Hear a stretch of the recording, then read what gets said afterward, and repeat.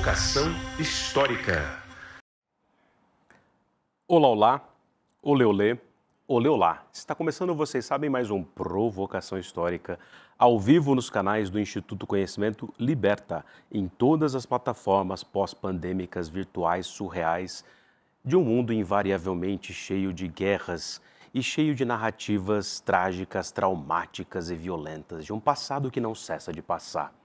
A essa altura, jovens, senhoras e senhores do Brasil, vocês já sabem, eu sou o Lindener Pareto Júnior, porque o meu pai também é o Lindener, e estou aqui com vocês desde 2021, narrando aqui no Provocação Histórica as dores e os demônios, como diria o outro, do passado autoritário brasileiro, e sempre com grandes convidados e convidadas que ajudam a gente a desvendar, a deslindar e a compreender um pouco mais esse passado autoritário que não cessa de passar.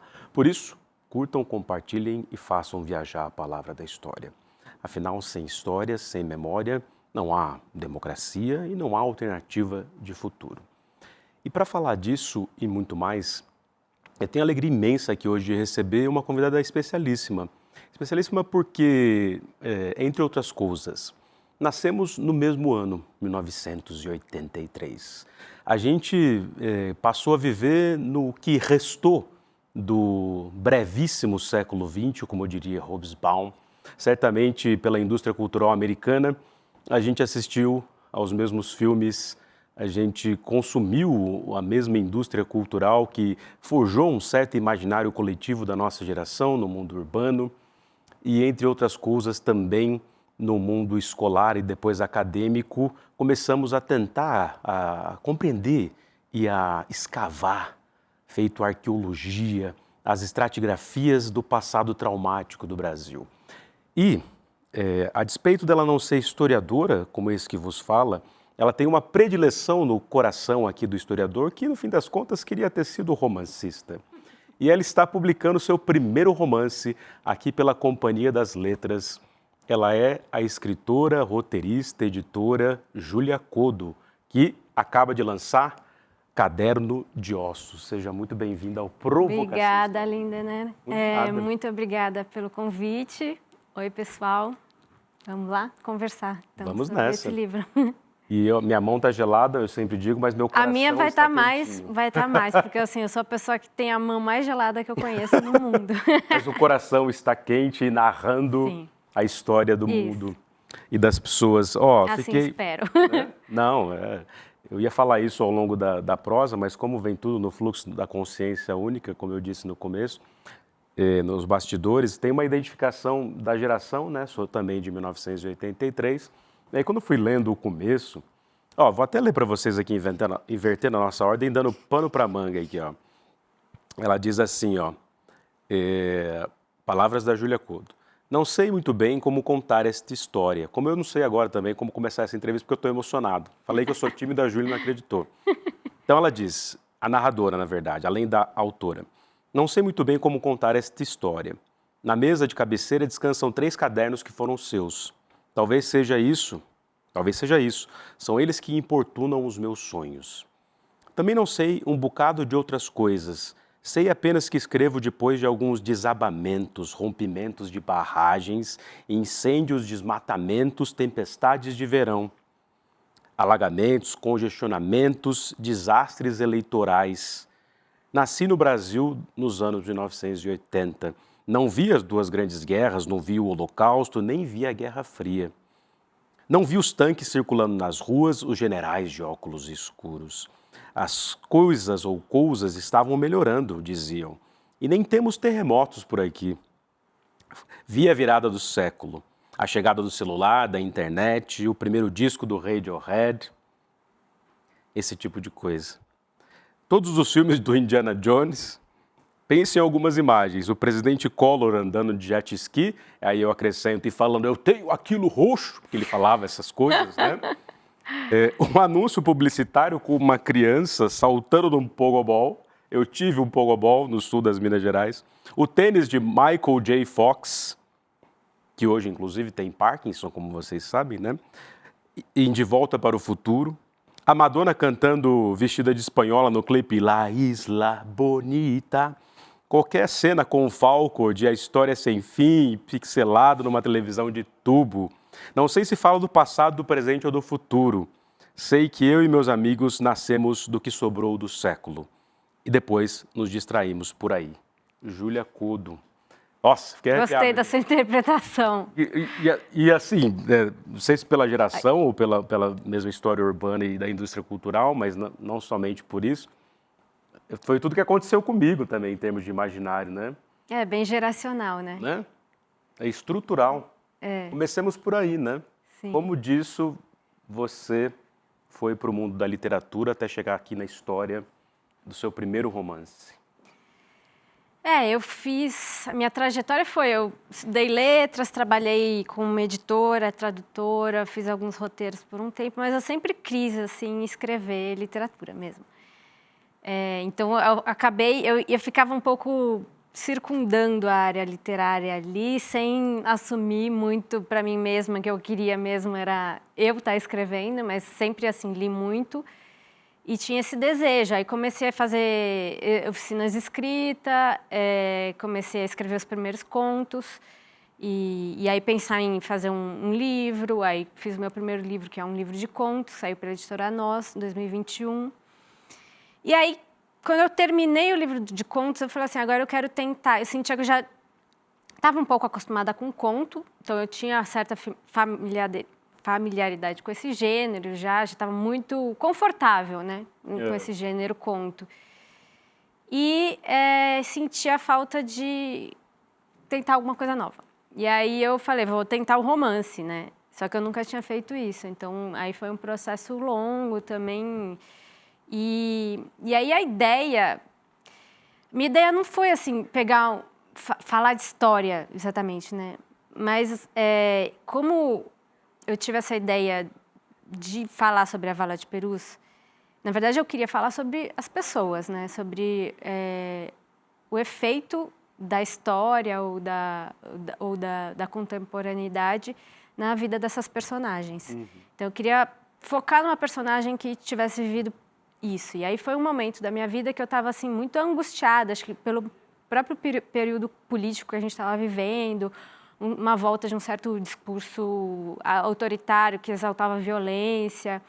Então, e ao mesmo tempo, na minha história, a história da minha família, tinha muitas histórias que os meus pais, meus tios contavam, porque eles participaram do movimento estudantil na época da ditadura, foram detidos. Então, tinha todas essas histórias que contavam para mim quando eu era criança. Então, eu cresci escutando isso, que sempre me pareceu, tinha acabado de acontecer, né, quando a gente era criança, e me parecia uma coisa que não era real, que era inacreditável que tivesse acontecido há tão pouco tempo. Uhum. Então, eu sempre convivi com essas histórias. Aí, não lembro por que apareceu de novo, vi alguma coisa da Vala de Perus, que eu tinha uma vaga lembrança de infância, de quando descobriram a vala, da minha mãe me contar alguma coisa, não lembro, mas uma lembrança assim, muito vaga que eu tinha já, de perguntar para minha mãe o que era e tal. Eu lembro de fotos assim, de caveiras, de ficar muito impressionada. Então, meio que me deu um clique, eu falei, acho que eu quero falar do presente que a gente está vivendo, do que está acontecendo, mas que tem... E da relação com o passado que não está resolvido, assim, que volta como um sintoma, assim, de uma coisa que não foi superada porque não foi elaborada, assim. Então, para lidar com essa minha angústia e aproveitando também essas minhas memórias de infância, eu tive essa ideia. E aí que eu comecei a pesquisar mais, assim, entrar em contato mais com a história com H maiúsculo mesmo, né? Porque para o livro, para eu contar a história dessas personagens, dessa família, eu queria que o meu leitor entendesse os efeitos disso nessas personagens. Então, para isso, eu precisava contar também um pouquinho, porque eu achava que pouca gente conhecia essa história da Vala de Perus. E elas precisavam saber tudo o que aconteceu com essas ossadas ao longo de tantos anos, para entender o efeito que isso teve em algumas pessoas, na vida real, mas no caso do livro, na vida dessas personagens que eu criei, mas que poderia, né, simbolizar ou representar a vida de muitas pessoas que passaram por isso na vida real mesmo. É impressionante. Não é à toa que veio também num momento de desdobramentos tantos da história da ditadura militar, né? Tanto você na vida real quanto a personagem aqui, no caso, o personagem está voltando de outro país, Sim. chegando em São Paulo em 2019, que era um dos momentos mais tristes, eu costumava dizer, da história brasileira e mundial e contemporânea, talvez desde a Revolução Francesa, Sim. que era a ascensão do Jair Messias Bolsonaro ao poder, Exatamente. negando toda a luta histórica de remoer um passado autoritário, né? Sim. Inclusive, acho que... Exaltando, né? Exaltando, né? Exaltando e de um jeito, assim, muito grotesco, violento até, né? Comemorando torturas e coisas Quem gosta assim. de muito- osso é cachorro. É, né? quem gosta de osso Aliás, é o título cachorro. tem uma costura macro, né? Quer dizer, não é só das ossadas de perus, mas dos ossos de maneira geral na história autoritária do Brasil, né? Sim. Como te veio o título assim, pensando no...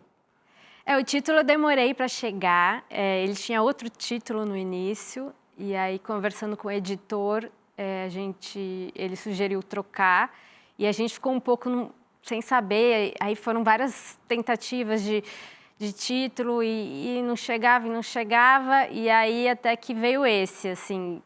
E aí foi o que os dois falaram, não, esse faz sentido. Porque aí ele sugeria uma coisa que eu achava, não, esse não. Eu sugeria uma coisa, ele fala, não, essa ainda não. Aí chegou esse, e a hora que chegou esse, a gente entendeu que era esse o título. Mas acho que tem uma coisa, né? Porque tem cadernos ali também, que eram da tia que desapareceu. Da Eva, né? Da Eva, na história. E tem os ossos, né? E o livro, ele fala de ossos, fala desses pedaços, também que são pedaços de história, pedaços de memórias, fragmentos, então tem a ver com fragmentos e tem a ver com a própria história da vala, né, e das ossadas. Em Perus, né? Agora, Júlia, você romancista de estreia aqui, já tinha os contos e tudo, já está na área há muito tempo, fez letras na Fefeleche, a nossa alma mater estudiorum. Aliás, somos Fefelechers. Somos Fefelechers e da mesmice, que você entrou em que ano lá? Foi 2002, acho. Não, exatamente. Exatamente, você também. Eu entrei com 18 para 19. A gente deve ter se E eu cruzado prestei lá. letras antes. Ah, é? A primeira vez que eu prestei vestibular, eu achava que a FUVEST era USP e família operária e tal, sem dinheiro para pagar o cursinho. Minha mãe falou, filho, se você quer tentar, vai lá, pede desconto que eu ajudo a pagar uma parte e tal. Aí prestei história, acabei entrando em história depois. Mas a primeira vez que eu prestei, fui para a segunda fase, mas não passei da segunda porque não tinha lido os livros da FUVEST. Falei, mãe, eu quero estudar na FUVEST. Mas era letras que eu queria desde o começo. Entendi. E aí acabei depois fazendo história, não me arrependi, mas letras sempre esteve no horizonte. Até porque, aí essa é a pergunta para você, como literata, e aí aproveito para dizer o seguinte, eu não só fiquei impactado pela questão geracional, né?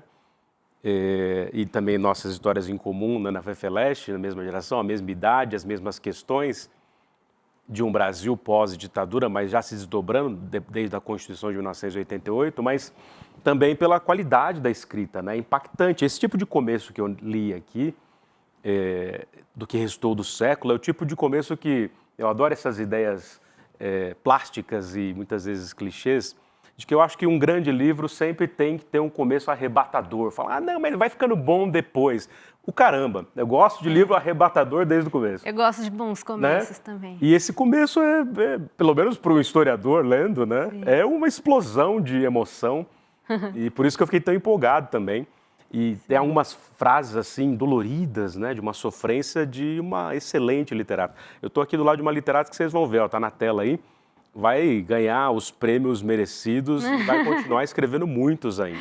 E vocês vão de lembrar dessa entrevista da gente falando isso. Então, na história das narrativas, há uma constante história de cruzamento entre história e literatura, que é o que você faz aqui. Uhum.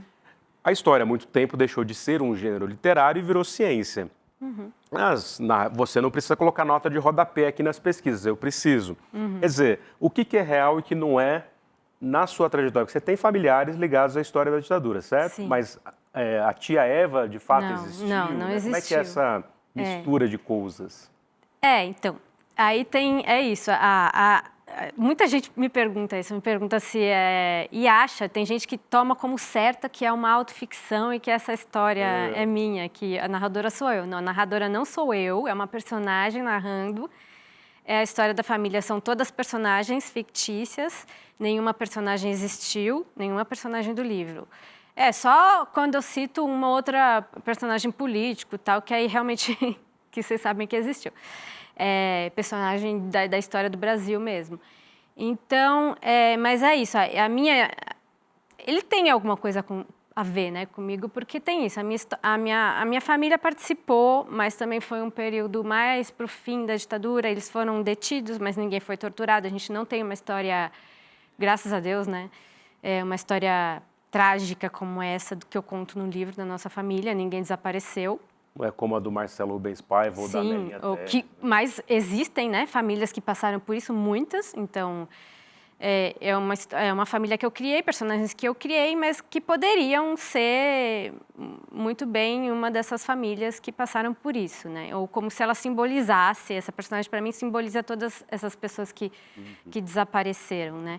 E as famílias também delas. Então, uma história fictícia, mas claro, assim, tem algumas coisas que eu empresto, assim, que são algumas características da narradora, elas têm a ver comigo um pouco, pelo que eu estava vivendo, a angústia que eu estava vivendo no momento. Então, tem uma coisa que eu emprestei, assim, memórias de infâncias, algumas eu emprestei minhas, então, tem as cenas delas brincando com as primas, que ela brinca de ditadura, porque é aquela coisa da criança que não está entendendo direito, ela entende mais ou menos daquilo que falam. Então, essa parte eu emprestei um pouco da minha história, que minha família falava muito de política e tal em casa, e eu era uma criança, não entendia direito. Então, emprestei alguma dessas características, algumas das minhas visões geracionais, porque a narradora tem a mesma idade que eu, é da mesma geração, então... meus avós tinham uma casa na Moca que eu me inspirei nela para criar, mas é uma casa fictícia também, porque a casa não era exatamente assim. Eu exagerei algumas características que a casa já tinha, então já era uma casa estranha, eu deixei ela ainda mais estranha na narrativa. E aterradora, ainda mais decadente, mas algumas coisinhas eu fui puxando, assim, emprestando minhas, assim, e emprestei para essa personagem, né? Sensacional. Eu acho uma operação muito difícil, assim, né? Porque eu fiquei lendo as suas memórias misturadas, né? Fictícias e as suas, que você pegou emprestado de você. A autora, a narradora que pega da autora, né? A narradora não identificada, o nome não é identificado, né? E pega emprestado da autora Júlia Coddo.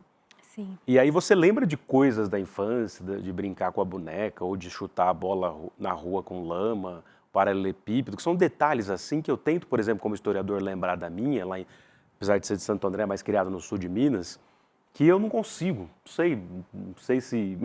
Esses dias até fazendo aqui uma ponte também com um dos temas, que é o vô ficando demente, né? Ficando demenciado, né? E não sei se é Alzheimer, se é alguma coisa do tipo. Também é recorrente para a narrativa da história e da literatura, né? Eu descobri que eu tenho uma espécie de gliose. Quando eu nasci, minha mãe contava essa história, faltou oxigênio no meu cérebro e por pouco não tive sequelas maiores. Olha. E aí, analisando agora com 40 anos, né, indo para a ressonância pela primeira vez na vida, eu descobri que eu tenho essa gliose. Então, talvez seja a gliose que me deu um certo esquecimento da infância. Tá. Mas tudo para dizer que é genial o jeito que você faz e pensa. E, por exemplo, a Moca, né, as casas, aquilo me impactou muito. O vô que tem uma empresa que depois vira uma empresa de demolição que entrega sepulturas. Eu achei isso de uma sacada assim também linguística, narrativa genial, né? Sim. Quer dizer, a demolição, a verticalização. Eu estudei história de São Paulo no mestrado e doutorado, então por isso que eu falei para você que eu fiquei arrebatado, né? Sobre histórias cruzadas nessa Pauliceia alucinante. Tem muito a ver com São Paulo, né? Essa coisa da demolição e do resto, né? E do construir coisa nova em cima do que está destruído, de destruir o passado, né? Não querer mesmo conservar nada que é antigo porque tem que dar lugar ao novo. E com isso você vai jogando para baixo do tapete, fazendo uma metáfora aí com a questão do passado da ditadura, dos traumas brasileiros, não só da ditadura, escravidão, colonização. Então vai jogando para debaixo do tapete e vai construindo coisas em cima, e aí depois uma hora isso aqui, né, volta de alguma forma. Como aquele buraco na garagem. Volta de uma forma bem ruim, né? Como um fantasma mesmo.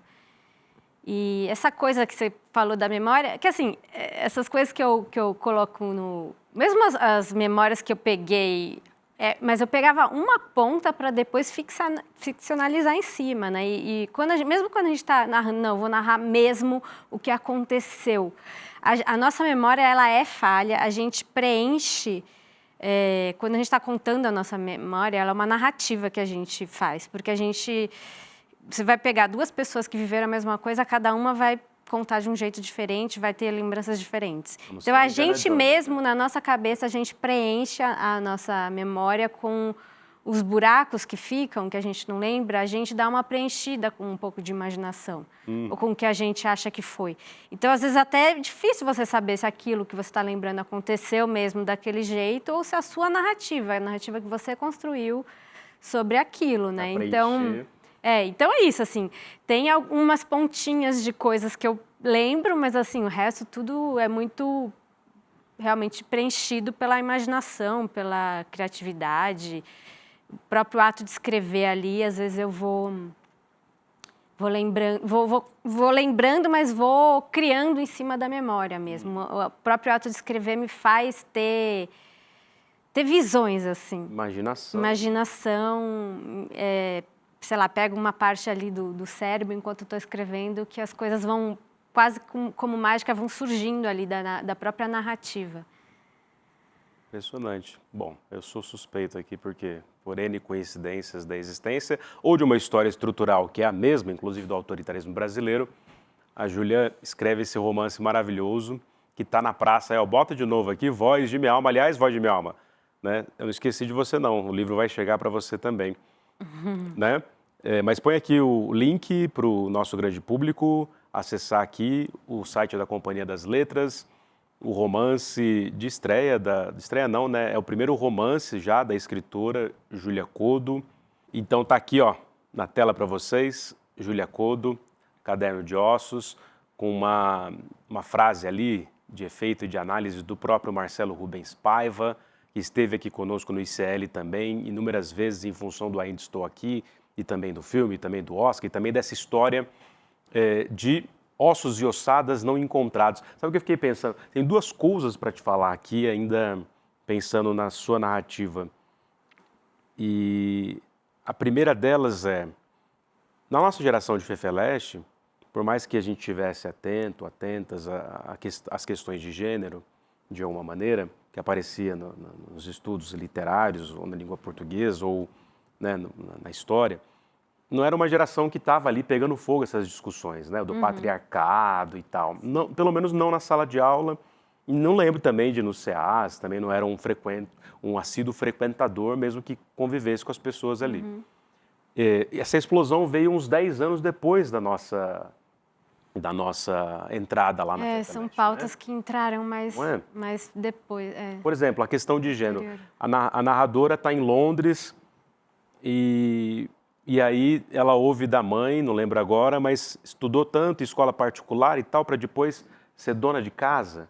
Então aparece esse incômodo ali, e são todas mulheres, são filhas, são netas, são mulheres que cuidam e mulheres que estão fazendo o trabalho doméstico invisibilizado. O marido cobra, volta, mas não volta. Eu não vim só ver meu avô que está demenciando, mas eu vim aqui escavar uma história muito maior, ou que está muito maior dentro de mim agora, porque sempre foi gigante, que é a história inteira do Brasil.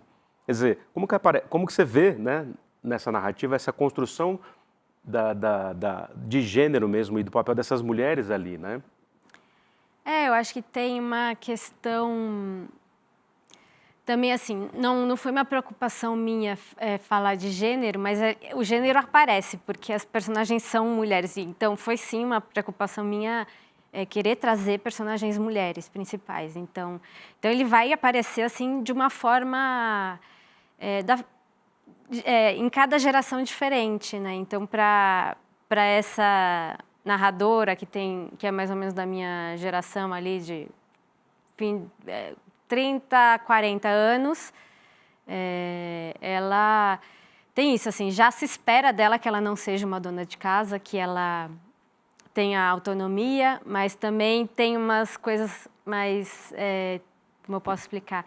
Ela tem uma relação com o marido que ela também abriu mão um pouco da própria individualidade dela, da própria vida mesmo, para acompanhar o marido. Então, ela mesma se sente mal com isso, porque já não cabe na geração dela, na vida dela, na vida que talvez ela tenha sonhado para ela, que as pessoas, as mulheres da geração dela sonharam para si, e a mãe e tudo, já não cabe ser dona de casa, mas ela também se sente mal com isso, ela está frustrada, porque ela abriu mão da vida dela para acompanhar o marido, um pouco porque, não só por machismo, mas até por uma insegurança dela, por ela se encontrar perdida um pouco, sem saber o que ela quer da vida mesmo, ela meio que se apoia nisso. Uhum. E aí tem quando ela volta ao Brasil, ela tem que se reaver, assim, mesmo com o que é dela, com o próprio país, a própria família, mas também com a própria vida, que ela vai recuperar, assim, retomar a autonomia dela, o próprio desejo dela, e o encontro, de alguma forma, o encontro com a memória da tia, gera isso nela, assim. Então ela vai retomar isso nela, essa personagem. Aí já a personagem da tia, por exemplo, e da mãe tem uma relação, tem uma coisa muito forte com o autoritarismo do pai, né? Então, que já é uma geração anterior, que a mulher está começando a trabalhar, está começando a estudar, está na universidade, mas ainda tem a mulher deve obediência ainda, né? Para o pai, principalmente, que o pai tem também um conflito geracional com elas, porque o pai é de uma época anterior, então que é bem patriarcal mesmo, né? Então, e tem esse embate com a Eva, tanto que eles brigam por questões políticas, mas não só, também por causa disso, porque ela se recusa um pouco a ficar subalterna a ele, né? Ela um pouco se insurge, né? Ela contesta essa autoridade do pai, tem essa briga também com ele. Então, eu acho que essas questões elas acabam aparecendo dessa forma, porque elas fazem parte do nosso tempo, da nossa história, do nosso tempo presente, e elas, como as personagens são mulheres, a questão vai aparecer de alguma forma, né? Ainda que não seja o foco do livro. Uhum. Bom, senhoras e senhores, Júlia Couto aqui conosco no Provocação Histórica. Aliás, eu já agradeci a ela, mas agradeço novamente aqui. Estava em casa no Instagram. E aí você vai me ajudar a lembrar do nome da editora. Eu não sei quem. Esqueci o nome dela. Eu não sei quem foi que entrou em contato. Escreveu no Instagram, que virou, né, trabalho o Instagram. Trabalho, né? Aí ela falou, Júlia Couto quer te enviar o livro, eu sou editora da Companhia das Letras. Falei, nossa, mas vamos lá, né? Óbvio. E aí recebi o livro em casa e tal, fiquei muito feliz. E, Júlia, tem uma coisa também que aparece assim aqui nessa busca, né, por Eva, a busca da autora pela tia, os cadernos amarelados, a história do pai da Eva e, nesse caso, o avô autoritário que está já, né, demenciando, que parece aquela coisa da nostalgia da luz, do Guzmán, né, das mulheres lá no Chile indo para o deserto do Atacama, indo buscar os restos mortais dos seus parentes, né? Então, fiquei pensando muito nisso. Mas acho que pro aqui, telespectador que está chegando agora, o livro é sobre o quê? Assim, uma sinopse para quem está chegando agora. Porque eu não perguntei isso no começo e acho importante, né, você dizer isso. A autora dizendo. Certo. Ele é um romance que narra essa volta da protagonista, que é a narradora também. Ela, depois de muitos anos morando na Inglaterra, volta ao Brasil para ficar na casa do avô. onde está também a mãe, cuidando dele, porque ele está com uma demência senil, ali, um Alzheimer. Ela volta, em princípio, para fazer uma visita para a família, ajudar um pouco a mãe, mas seria uma visita curta. Ela vai ficando, ela deixa o marido em Londres, vai ficando ali, à medida que ela volta a entrar em contato com algumas questões familiares. Ela encontra alguns cadernos que pertenceram à tia Eva, que ela nunca conheceu e que desapareceu nos anos 70 e cujos ossos podem estar na Vala de Perus, que é uma vala descoberta em 1990, com mais de 1.000 ossadas, entre elas algumas que pertenceram a presos políticos, e que até hoje, mais de 30 anos depois, pouquíssimas pessoas foram reconhecidas. E há uma grande briga ali, burocrática, para ver quem é que vai arcar com os custos do reconhecimento. Teve muita negligência do Estado, né, em relação à guarda e à identificação das pessoas. Então, essa luta dura até hoje. Então, a história da Vala de Perus, do descobrimento até o que foi feito com as ossadas que foram de instituição em instituição durante todos esses anos, acaba entrando ali como um pano de fundo na história. E aí conta a história, na verdade, dessa personagem nesse Brasil ali dos anos 2019, 2020, também tendo que se haver com o que estava acontecendo no presente do país e na família que está em decadência, uma casa decadente também, que tem um buraco na garagem, que se abriu e ninguém tampa. E é mais ou menos isso. Acho que eu sempre acabo falando demais. É difícil resumir o próprio livro, né? Não, mas foi lindamente feito aqui. E, como eu disse, uma narrativa primorosa, né? E eu fiquei muito feliz também por ser exatamente isso, uma escritora de mão cheia da minha geração, com histórias cruzadas que, por exemplo, essa coisa da casa, né? Como historiador da arquitetura e do urbanismo, sempre me pega muito. Minha família toda, uma parte dela é do Rio de Janeiro, mas veio para cá em 59, ainda de trem pela Estação da Luz, Central do Brasil e Estação da Luz de São Paulo. Minha avó veio grávida do meu pai. E por parte de mãe, é uma família de Santo André, mas que veio do interior de São Paulo, mas que tinham vindo da Espanha. Então, são uma família espanhola se desdobrando, operária, depois se tornou operária da ABC, além de camponesa, e a mistura com a do meu pai. E meu avô, pai do meu pai, compra então um terreno no subúrbio de Santo André, na época periferia, né? Depois virou subúrbio, mas sempre a mistura das duas coisas. E foi construindo um barraco ali, tem foto da minha avó com um pano na cabeça assim nesse barraco nos anos 80, nossa década. E aí, daqui a pouco eu vou tatuar 1983. Aí, depois meu avô foi construindo a casa de alvenaria na frente. E aí, exatamente como você narra aqui, quando eu morei um tempo, quando eu estava na USP, morei um tempo com a minha avó lá. E já achava que eles envelhecendo, a casa estava envelhecendo junto, nada estava sendo trocado. Então tem aquela penúria material e depois eles morrem. A geração das minhas primas ficam na casa ou vão para casa e estão lá. Ao mesmo tempo eu vou lá, me sinto muito angustiado, eu falo para todo mundo isso. Nossa, como é difícil voltar para essa casa e ver tudo isso. Então está aqui também, né, essa coisa que você construiu de forma primorosa, você falou exagerada, mas na verdade primorosa. Claro, você exagera porque na realidade Sim, não foi bem assim, exatamente. Né? Mas no meu caso foi quase exatamente assim, só que talvez numa classe social ainda mais pobre, né? Digamos, meu avô aposentou com um salário que era o preço da miséria, não tinha dinheiro para pagar as coisas e era aquela dificuldade. E aqui no livro o avô era meio que um empreiteiro de demolição, né? Então ainda tinha ali alguma coisa. Sim. Mas essa sensação de angústia na casa, né? Isso te afetou também na realidade, assim? Ah, eu acho que sim. E você morou fora mesmo como autora? Eu morei, Narradora? mas menos tempo que ela, né? Ela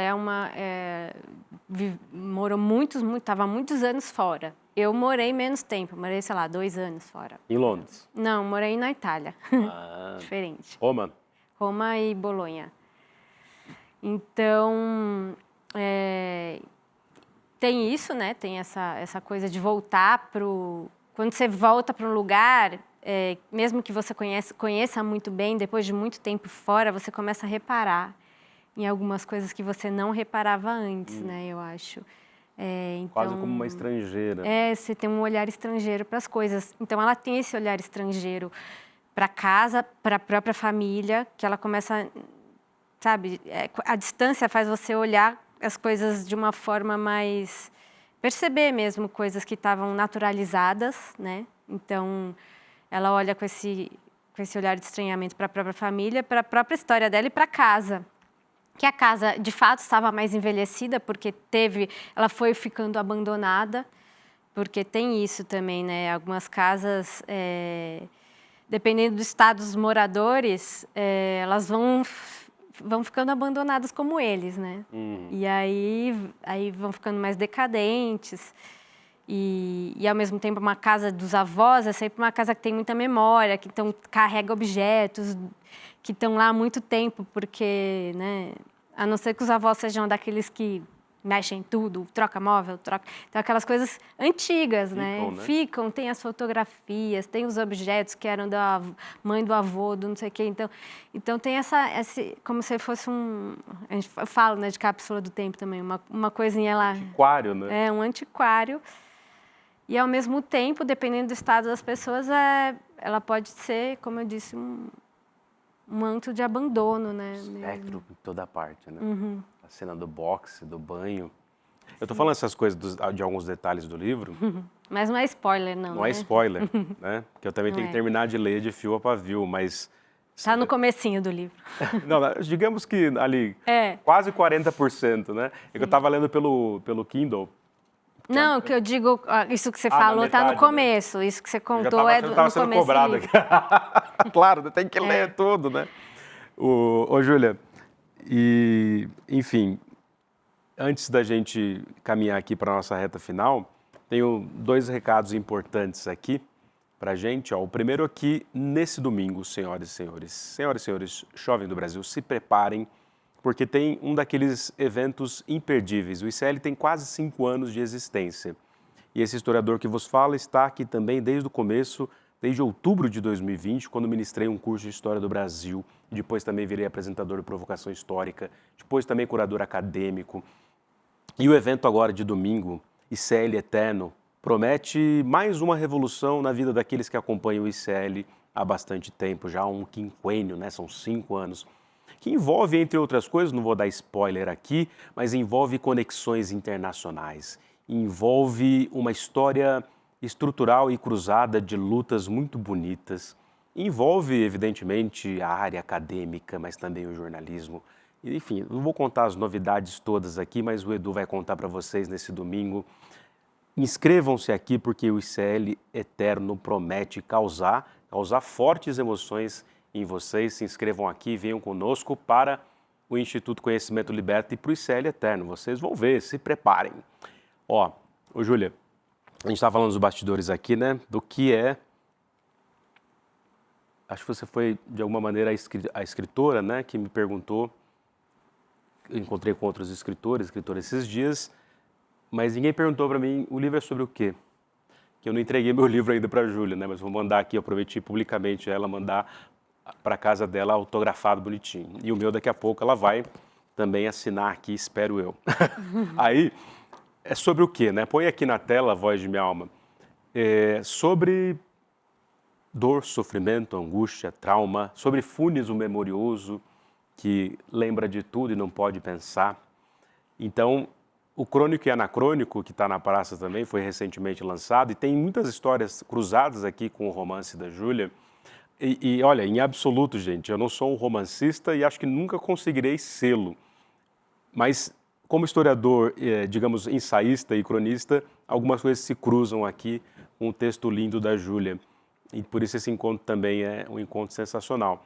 Então, Crônico e Anacrônico tem blocos que falam de uma dor, de lutos mais recentes, mas lutos de uma história inteira também do Brasil. Também tem história do Brasil, também tem história geral, também tem trabalho e alucinação e precarização no mundo do trabalho. Então, ótimo, o livro já está na praça, né? E certamente pensaremos aqui em trabalhos ou em lançamentos conjuntos, vocês vão ver. E escrevendo assim, eu fiquei muito feliz de ver as pessoas lendo, comentando. Então, como é para agora também romancista, no seu primeiro romance. Você, bom, procurem aí no Voz de Minha Alma, tem uma série de reportagens em mídias independentes ou nas mídias mais já assentadas, na Ilustríssima, em periódicos, né? Na Ilustrada. Na Ilustrada.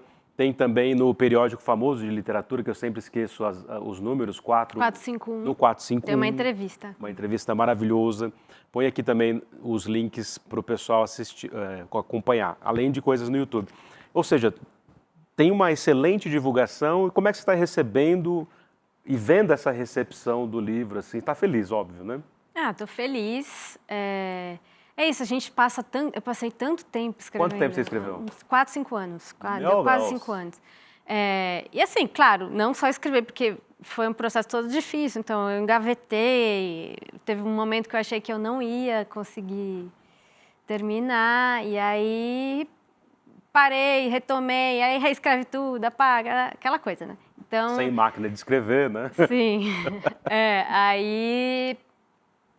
Então, isso é um trabalho solitário, que a gente fica lá tanto tempo com essa história, e a história atormentando e tal, e a gente não sabe, né, o que isso vai, se isso que é importante para a gente, qual que é o efeito que isso vai ter nas outras pessoas. Então, essa é a parte que começa a valer a pena, porque você fala, porque a hora que as pessoas começam a ler, e te dá feedbacks também, retornar as leituras, comentar, você vê o que está funcionando para elas, qual que é a interpretação, porque cada um tem, às vezes, interpretações diferentes também, que trazem coisas muito boas, coisas que você não pensou, mas que conscientemente, mas estava no seu inconsciente, que a pessoa pega.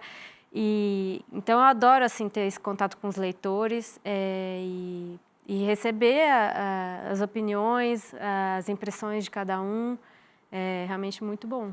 E o que você destaca, assim, que te falaram? Falaram, isso aqui foi muito bonito de ler. Não sei se tem uma coisa específica, mas eu acho que me pega quando eu sinto que a pessoa entendeu, assim. Não entendeu racionalmente a história, mas ela sentiu... o que eu quis que ela sentisse, que o leitor sentisse, assim, na história. Por exemplo? Por exemplo... É duro isso, daqui você quer que o leitor sinta, né? Por exemplo, eu acho que a angústia e não sei, é difícil falar. Eu acho que principalmente a angústia que a personagem está sentindo e a falta, uma sensação de falta, de vazio, né? Que tem essa coisa dos buracos que tem. Então, quando a pessoa pega, assim, também a coisa que que tem os buracos físicos e os buracos simbólicos no livro. As mortalhas, né? Então, tem o buraco que é a vala, tem o buraco que é o buraco da garagem, que está lá, tem o buraco negro, que é uma coisa que ela fica um pouco obcecada por o tempo, e tem os buracos simbólicos, que é um vazio que ela sente, existencial, e com relação à família dela, o vazio, o próprio livro tem alguns vazios, porque como a narrativa tem fragmentos, tem esses espaços entre as coisas ali, tem espacinhos ali. Então, quando o leitor pesca isso e sente também esse vazio, e me fala isso, eu falo, então deu certo, a minha ideia foi bem resolvida e eu consegui passar isso para o leitor e o leitor fez sentido, porque a gente fica muito no escuro mesmo. Então, será que faz sentido para outras pessoas isso? E quando faz sentido, é a melhor parte da coisa toda. Completamente. E como eu falei desde o começo, né, suspeitíssimo, aqui esse começo arrebatador geracional, né, todos os filmes do Indiana Jones. E tem um aqui que daria para entrar na citação também, que é o Curtindo a Vida Doidado, né? Também. Imagina aquelas cenas maravilhosas deles indo para o Instituto de Arte de Chicago de mãos dadas, as criancinhas, lembra dessa cena? Lembro. Ou então ele dançando... Tem vários, né? Tem o Esqueceram de Mim. Esqueceram de Mim. Cujo irmão, quer dizer, o Macaulay Culkin é irmão desse menino que ganhou o Oscar, né? Que fez o Succession. Que esqueci o primeiro nome, não é Dylan Culkin. Não, como é que é o nome dele? Enfim, ator maravilhoso, fez É a ótimo. Verdadeira Dor recentemente. Ele ganhou por esse filme, né? Melhor ator coadjuvante. E você é uma cinéfila? Sou, gosto bastante. Isso te atrapalha em séries escrever? também. Eu acho que não. Eu acho que complementa. Eu acho que mais série atrapalha mais, porque às vezes quando você pega uma série que é longa, abismo. você fica um pouco preso ali e às vezes me tira tempo, por exemplo, de ler. Eu já leio bastante, claro, mas às vezes eu poderia. Tempo que eu poderia estar lendo o livro lá que eu estou lendo, se eu estou viciada numa série, eu quero ver tudo. Eu também sou Então a série pode atrapalhar. Mas o cinema acho que não. O cinema eu sinto que é outro momento e que complementa, assim, porque é outra obra narrativa que alimenta também, né? Que bem. E você aqui como narradora literata, tem momentos aqui que eu acho que a história nunca vai conseguir fazer em consciência. Tem uma capacidade de reconstituir sensivelmente o que se passou, porque é inspirado em fatos reais sempre, né? Que os historiadores têm muita dificuldade. Eu acho que é porque pega no... A literatura, ela vai para o pequeno, né? Ela não é o geral. O pequeno mostra mais detalhe e a gente tem uma capacidade maior de se emocionar e de sentir empatia por uma pessoa específica do que por um grupo todo, né? Talvez. Então, talvez seja por isso. Certamente, além das questões universais, né? Inclusive, tem toda a relação com psicanálise, né? Você estava falando de psicanálise aqui no começo. Ô, Júlia, muito que bem, ó. E para aqui acabar na nossa reta final, primeiro eu queria te agradecer, te parabenizar. Eu que agradeço Fico muito pelo feliz com esse convite. encontro Eu também também. geracional. Fiquemos em contato. Sim. E parabéns mesmo pelo livro, tá? Um sucesso retumbante. Mais uma vez, põe aqui na tela para o pessoal ver. Acessem os links, tem entrevistas, tem reportagens em vários veículos de comunicação e agora também aqui no Provocação Histórica, por que não? E então, sucesso total. Obrigada. Outros virão certamente, né? Então, fiquem Tomara. atentos. E agora olhando para, ó o que diz aqui o Marcelo Rubens Paiva, um romance tocante sobre um momento sombrio. Esse aqui é do Brasil inteiro e também um momento sombrio e crises de uma pessoa, né, de uma narradora. Sim. E essa capa aqui ficou maravilhosa. O que é mesmo? São os grãos. Eles são como se fossem pontinhos, né, fincados ali. É de uma obra de um artista chamado Márcio Galan. Foi sugestão da editora e é isso, assim, tem diversas. A gente pode ter diversas interpretações, né, sobre essa imagem. Pegando, inclusive, a questão da astronomia, né? Também lembra, né, isso. O grão de areia. Tem buraquinhos ali também. Tem Vários. Tem uma coisa que pode ser osso, sangue. Tem vários elementozinhos, né? Já pensaram Que aí cada um vai ver o que achar, né? E a sua geração, que é a minha, você ouvia Belchior também, quando você já estava com uns 25 anos de Sonho de Sangue de América do Sul? Eu ouvia, mas mais... porque meu pai ouvia Belchior. Então, eu ouvia mais assim, talvez menor, criança, porque meus pais escutavam. E eu acho que eu voltei mais a escutar Belchior mais recentemente, que eu acho que teve uma retomada, né? Do Belchior. Acho que sim. Até bloco de carnaval, que inclusive amigo meu toca, né? Eu já fui nesse bloco. Esse ano, não, como é? Ano passado eu morri. Que tem o Dio, tem o Alain Youssef, tem um monte de amigo que toca lá, o Douglas. Ó, uma coisa que eu não perguntei, você fez habilitação em letras em espanhol. Em espanhol? Foi espanhol. Eu fiquei imaginando por causa de Londres, sempre fazendo a transferência indevida entre a autora e a narradora, né? Não, eu nunca morei em Londres, só visitei 2 vezes, sei lá, por poucos dias. Não conheço assim, de viver em Londres. Então foi em espanhol? Foi em espanhol. Que maravilha. Então você conhece as canções de Latinoamérica também, cantando todas, né? Também. E é fã de Chico Buarque? A nossa geração lá era muito, né? Super. É isso sim, sempre. Cantando. Caetano, Chico. Essa canção é mais que uma canção. Aliás, você cita Roberto Carlos, que é reacinha, mas é um arianjo bom, assim, lírico, profundamente lírico.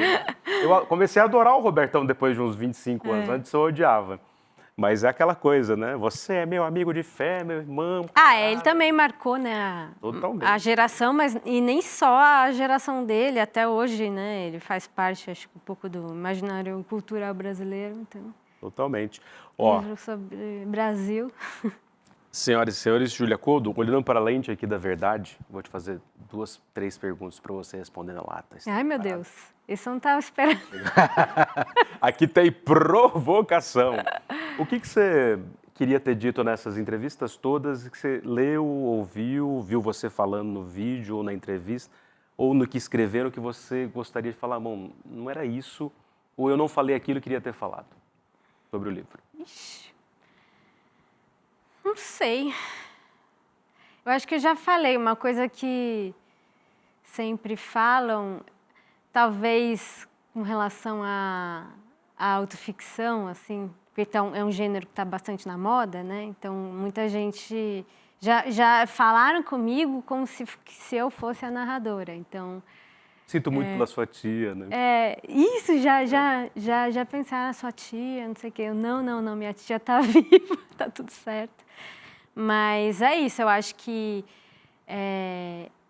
o que eu adoro ler autoficção, mas eu só não acho que a gente pode sentir ou que tem menos verdade numa narrativa que é ficcional, um romance ficcional, porque eu não estou falando de personagens que existiram, mas é uma construção que eu fiz com base na verdade. Então, tem imaginação, mas a minha imaginação ela também está baseada numa história...